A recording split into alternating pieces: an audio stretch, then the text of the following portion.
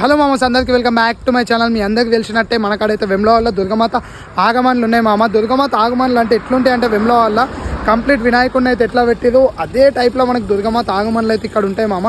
వినాయకుడికి అయితే ఎంతైతే కాంపిటీషన్ ఉందో దుర్గమాతలకు కూడా అంతే కాంపిటీషన్ ఉంటుంది, అంతే డెకరేషన్ ఉంటుంది, అంతే డీజే ఉంటుంది. ఇక చెప్పొద్దు ఇలా డీజే గురించి, సెటప్ల గురించి. జల్దీ మీ అందరికైతే అన్నీ చూపించేస్తా.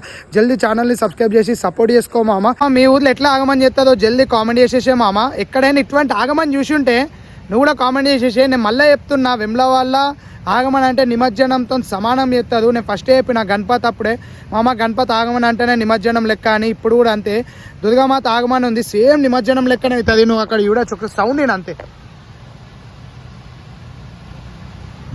మనకు వచ్చేసి అయితే అది వాటర్ ఫాల్స్ ఉన్నాయి. నీకేం కనిపిస్తలేదు, చీకట్ లైవ్ బతుకమ్మ లైటింగ్ గిట్ అన్ని పెట్టినాక నీకు మంచిగా అనిపిస్తుంది. ఇప్పుడే టస్కర్ గిట్ అన్ని రెడీ అవుతున్నాయి.